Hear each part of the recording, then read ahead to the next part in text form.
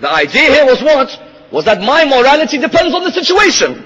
I want to tell a white lie in business, I'll tell a white lie. And I want to come to the mosque and no, I won't lie. Whatever the situation dictates for me, I will follow. The religion of Islam said if morality is relative to what the human being thinks, then the human being will constitute laws of morality up to his own opinion. For example, 50 years ago, in certain countries, homosexuality was seen as being morally wrong. Now you go to the film stars, and all of them have become that side of the bad. And you find that some people come forward, and you find in the world of pop music, when Elton John is a homosexual icon, and George Michael is the homosexual icon, and you find that when they've come forward, and before them the famous Zanzibari, Freddie Mercury, he was a homosexual icon. And you find therefore that when you come and examine, you find that these homosexual icons 50 years ago were in the closet, they would not come out. Whereas now it's morally correct. If a person wants to, he can come out of the closet. Likewise, 20, 30 years ago, you found that an 18-year-old drinking alcohol was allowed, but a 16-year-old never.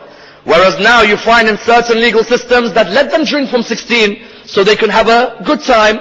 That's why on one of the channels, one of the American channels, there's a show which is called My Sweet 16 or My Super Sweet 16 about your 16th birthday and what you get up to. And anyone who wants to go and see it will know how morality can be relative at times. When the religion of Islam came, the religion came and said what? That akhlaq does not come from the laws of the human being. Akhlaq comes directly from Allah subhanahu wa ta'ala. That's why when Rasulullah came, what did Rasulullah say? إِنَّمَا بُعِثْتُ لِأُتَمِّمَ مَكَارِمَ الْأَخْلَاقِ. Rasulullah came, didn't say, I am coming to bring akhlaq. No. I have come to perfect the morals of mankind.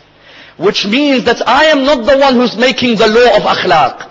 I have been sent as a messenger from the law of akhlaq in the heavens to the people of the earth. You see, if Rasulullah came and made up his own law, then the argument could be that Islamic law of akhlaq is relative. Whereas when Rasulullah came, he said, إِنَّمَا بُعِثْتُ. I have been sent to perfect the morals of mankind. That's why the Quran, when it examined Rasulullah, what did it say?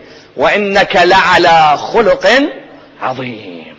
That Rasulullah, when he sought to instill akhlaq in his community, he sought to instill akhlaq by number one, acting what he preaches. And then by number two, explaining how the Quran was a book of conduct. There's some leaders, they tell you something, they don't act. Whereas Rasulullah, when he would come and explain akhlaq, it would only be after his enemies and his companions acknowledged his akhlaq. How many of his enemies would say to him that we do not believe you are a prophet of God, but we are going on a holiday. Do you mind looking after our things? Why? We don't believe you are a prophet, but we've never seen your mouth lie on any occasion. And when people leave their goods with you, you are always trustworthy. Therefore, while we are your enemies in ideology, we still respect the fact that your morality is the highest of morality. That's why on one occasion a person came to Rasulullah. They came to him, he was sitting with his companions. And when you listen to the stories of Rasulullah, put yourself in the same position and ask yourself what you would have done. A person comes to Rasulullah, he's sitting with his companions. When the person comes, what does he say? He comes forward and he says that, Ya Rasulullah, I want to commit adultery in front of everyone. Rasulullah looked at him, one of the companions suddenly looked at him, he took out the sword, he said, come here. Rasulullah said, wait, what are you doing? Sit down. He said to the man, come, walk with me. Look at the akhlaq of Rasulullah. He goes to walk with him. The young man is walking, Rasulullah is walking. Rasulullah said to him, what did you say? He said, I want to commit adultery. Rasulullah said to him, would you like someone to commit adultery with your mother? He said, no, Ya Rasulullah. He said, would you like someone to commit adultery with your sister? He said, no, Ya Rasulullah. He said, then why do you want to have one law for others and another law for yourself? As soon as the man heard this, the sword didn't affect him, of the companions. No. Simply Rasulullah just carried him. Come with me, let me talk. The idea was that when Rasulullah acted with akhlaq, everyone else around him began to build this akhlaq in the community. And that's why when you examine the verse I have chosen, the verse is normally the verse which is used to build the constitution of akhlaq in a community. The verse 11 of Surah 49 of the Quran, highlights that there are 4 areas in a community which if you build, the akhlaq will be built. But if you neglect, the akhlaq will be destroyed. Let's examine these 4 areas and see what we gain from these 4 areas. The verse begins, Bismillah ar-Rahman ar-Rahim. Ya ayyuhal ladina amanu, la yaskhar qawmun min qawmin, asa an yakunu khayran minhum. Let not one group of believers make fun of another group of believers, thinking that they are better than them. Number 1. Number 2, وَلَا نِسَاءٌ مِّن نِسَاءٍ عَسَىٰ أَن يَكُنَّ خَيْرًا مِّنْهُنَّ. And do not let the woman of your community make fun of the rest of the women of your community, thinking that they are better than them. Number 3, وَلَا تَلْمِزُوا أَنفُسَكُمْ. And do not pick faults in yourselves and in others. Number 4, وَلَا تَنَابَزُوا بِالْأَلْقَابِ بِئْسَ الْإِسْمُ الْفُسُوقُ بَعْدَ الْإِيمَانِ. And do not make nicknames out of each other. Verily, the worst names have been replaced by the good names. When you look at this verse sought to build akhlaq. Let's see what the verse brings for us. The first part, let not one group of people make fun of another. You see, when Rasulullah came to build akhlaq in the community, you had in Arabia a tribal tendency.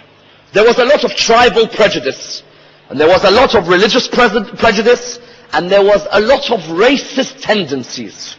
That within Arabia, many of these Arabians had been born into a custom where slaves used to work for them, where the black community was only seen as being lower class citizens, where certain tribes were seen as being poorer tribes and less educated.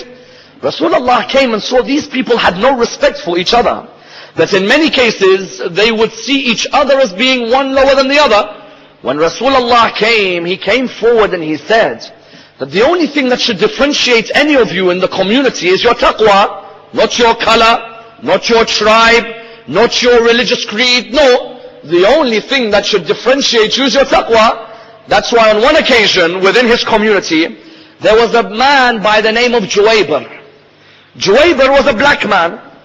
This man had been alongside Rasulullah for a while, but he noticed that the Arabians would pay him no respect. Why? Because he was black.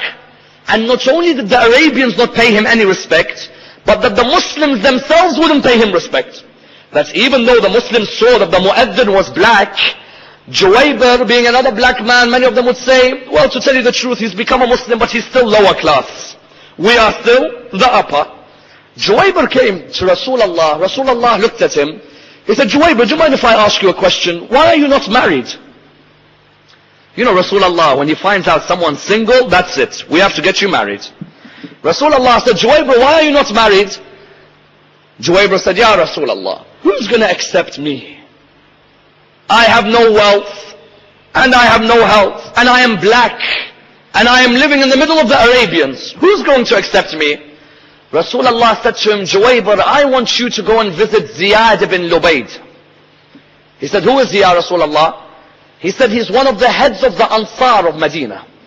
Go and visit him and say to him that you have come to propose for his daughter, and that your reference is Rasulullah. Juwayber said, but Ya Rasulullah, I'm black. I go to propose for one of their families. They're going to reject me straight away. He said, Juwayber, trust me. Go ahead, let's see what happens. When he went ahead towards Ziyad ibn Lubayd said, who are you? He said, I'm Juwayber. He said, how can I help you? He said, I have come on behalf of Rasulullah. He said, anyone who's come on behalf of Rasulullah is my guest. Enter my house, you're welcome. You see, it's all good until that stage. But we know when the question pops up, that's where you start going like this. So what happened was that Juwayber came in. He said, welcome, how can we help? He said, I have come with a message. What's your message? Bismillah. He said, I've come to propose for your daughter.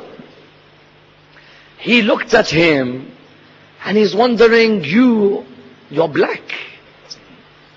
Our daughters, we are the Ansar, and you are black. So I can't see him. So he said to her, I'm sorry, I can't accept your proposal. Insha'Allah, you may find someone for yourself, and send my regards to Rasulullah. Juwayr knew.